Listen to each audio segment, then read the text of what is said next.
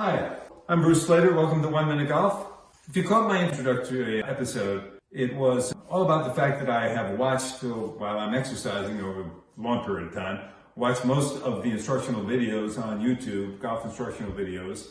And I have a local driving range, which I would run out to just about every day and try what I've learned. And over a period of time, some stuff worked and some stuff didn't. And I improved my game dramatically, went from an over 20 to under 10. And I thought I'd share that with you. I made notes literally after every time I would go to the driving range, which includes hundreds of times. And I thought I'd share these lessons that I did and what worked for me and what didn't, and thought that it would help everybody.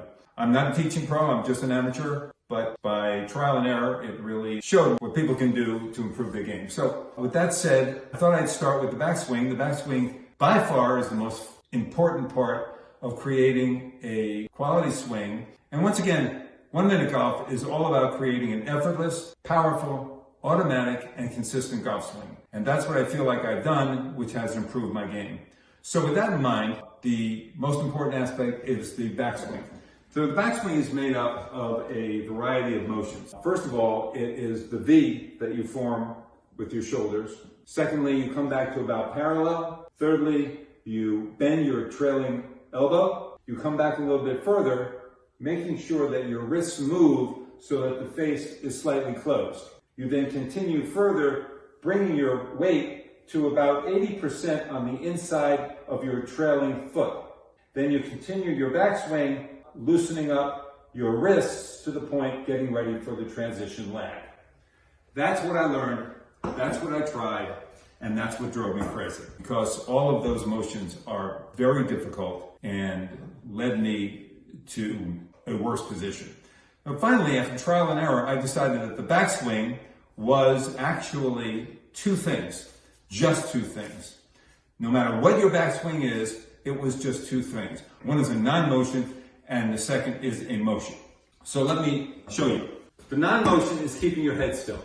Just keep your head still. There's nothing more to that. It just doesn't move your head.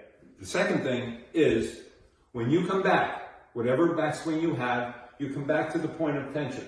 You feel as if you have tension in your shoulders. That's all you need to do. You feel as if you have tension in your shoulders. So if you can keep your head completely still, and you bring your backswing back to the feel you have tension in your shoulders, that is the beginning of a very fundamentally correct, automatic, consistent backswing. Why? Well, by keeping your head still, head motion is the killer of consistency. It will force you to either go sideways or backwards and forwards. And by transitioning away from the ball, it creates tremendous ball contact inconsistency. By keeping your head still, your consistency will skyrocket. Number two, if you go back to the point of tension, your body is doing actually two things. Number one, it's storing that energy. You're creating energy here. It's storing it, ready for a powerful downswing. The second thing is, it is asking you by itself, without you trying, to relieve the tension. Just relieve it without trying. What does that do? What does that mean? It means that you can actually move your body without using your muscles. Every time you use your muscles in your swing, it creates more inconsistency. The pros, remember this, the pros swing with motion. Their power, their ball contact is through motion, not through muscles.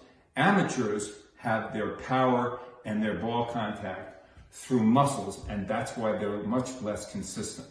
Once again, keeping your head still so there's no motion away from the ball, and keeping the backswing creating tension to store your power and initiate an effortless backswing. Looking something like this. Head still.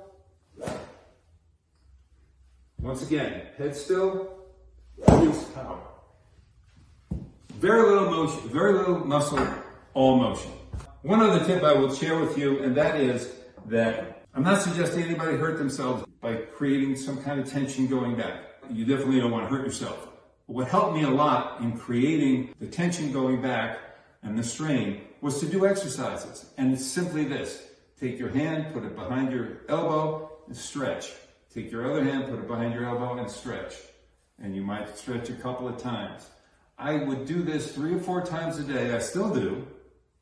And I would do about 12 of them. If I had a little bit more time, I did some more.